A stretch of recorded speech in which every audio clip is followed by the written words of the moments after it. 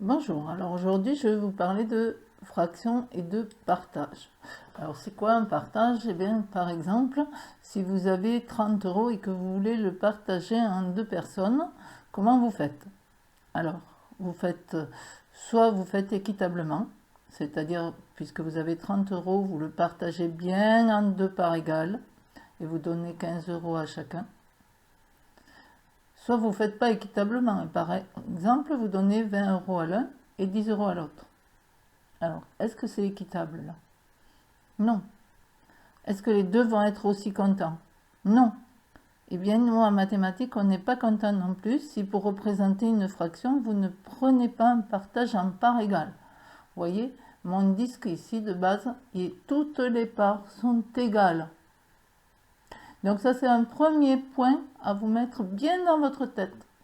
Quand vous voulez représenter une fraction sur une figure, vous devez bien avoir des parts égales. Alors ici, j'utilise un logiciel GeoGebra. Vous pourrez aller sur le site en suivant le lien, ou pour mes élèves, aller sur le site de l'ENT aussi pour retrouver cette animation GeoGebra. GeoGebra, il est malin, comme vous le voyez, il sait partager un disque avec des parts égales parfaites. Nous, sur notre cahier, ce n'est pas aussi simple.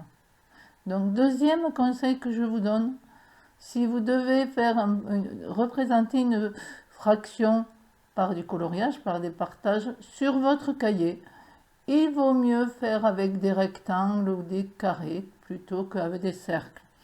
Partager un cercle comme ceci en parts égales, vous voyez bien que c'est très compliqué. Beaucoup plus facile de faire des parts égales, je répète, des parts égales dans un rectangle ou un carré. Alors, venons maintenant qu'on a compris qu'il faut des parts égales et que pour faire des parts égales sur son cahier, c'est mieux avec des rectangles. On regarde un peu certaines fractions et comment on fait pour les représenter. Donc ici, la première toute simple, 21 sur 23. 21, 23e. Rappel, 21 c'est le numérateur, 23 le dénominateur.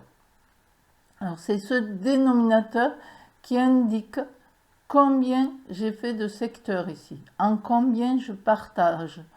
Le dénominateur, il divise.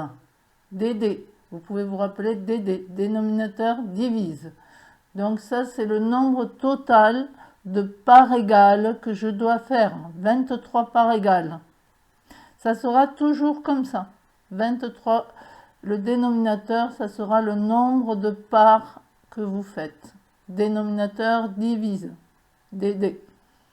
Et ensuite, le 21, qui est le numérateur, c'est le nombre de parts que je colorie. Et quand j'ai fait ça, eh bien, j'aurais représenté la fraction 21, 23e, puisque parmi les 23 parts, j'en aurais colorié 21. Alors, quand il s'agit d'un cercle comme ça, que les parts sont déjà faites, attention, c'est le nombre total, c'est le dénominateur. En général, vous y arrivez pas mal.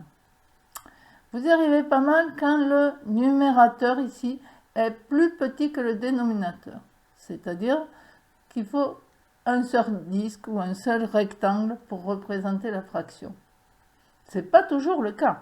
C'est pourquoi, vous voyez au-dessus, j'ai fait d'autres disques. Parce que, et encore, on pourrait aller plus loin. Hein. Moi, je me suis contentée de faire des fractions qui vont se représenter avec 4 disques ou avec des parts de pizza. On va pouvoir penser aux pizzas, aux tartes, etc. Hein. 21, 23e, bon, 23e, en 23, couper une pizza en 23, vous savez que c'est compliqué. Bon, ceci dit, donc des fois on préfère faire autrement. Si on veut 21 parts, on ne va pas faire comme ça, on va préférer avoir plus de pizza quand même. En plus, elle serait petite.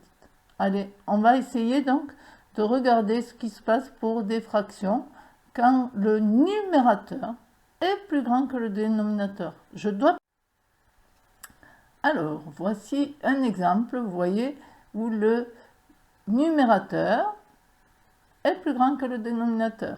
Vous voyez ce qui se passe là, ça va être en boucle. Après, je vais avoir repris un schéma pour expliquer. Et Que se passe-t-il? Alors, le dénominateur divise, donc c'est partagé en 7 parts. Mais comme vous le voyez, chaque fois qu'il y a une pizza ou un disque de rempli, hop, il y en a un autre qui se met entier. Il est entier, il est là, et je recommence une deuxième, hop, il est entier, donc ça ne suffit pas. Par contre, vous avez vu, il y en a 2 d'entières et quelques morceaux qui restent. Combien? Hop, vous avez vu combien? Allez, on regarde les explications derrière, d'où ça vient ça. On a vu 2 entières plus quelque chose qui reste.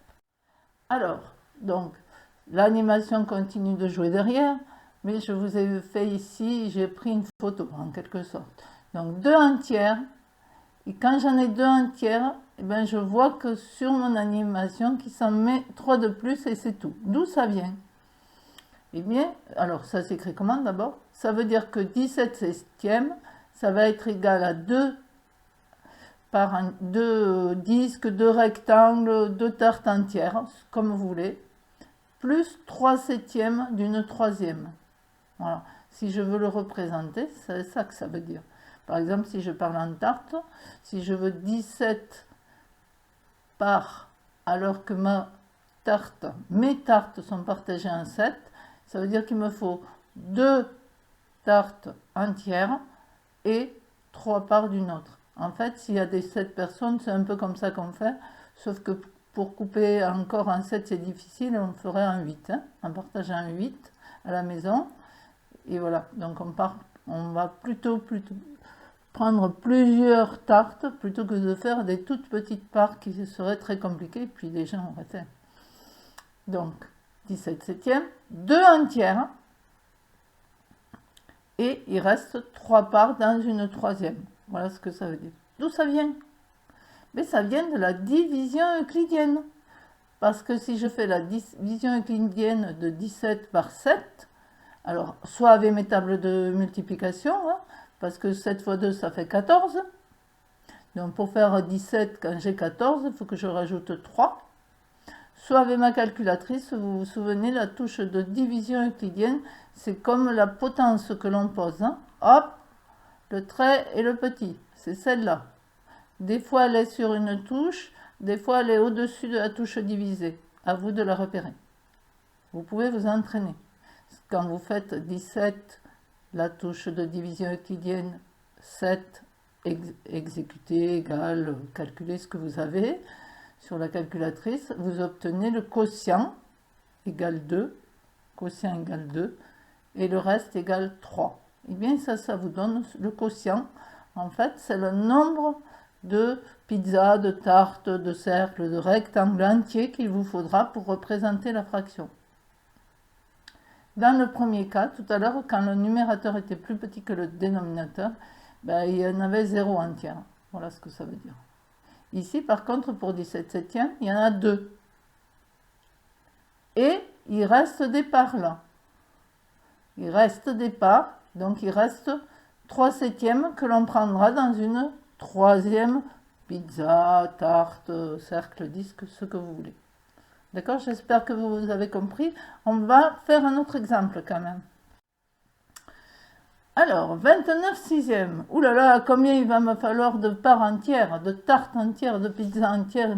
Je partage en 6, ça c'est pas trop compliqué. Si j'ai 29 personnes, combien j'achète de tartes? Et est-ce qu'il m'en resterait un petit morceau pour le soir ou pas?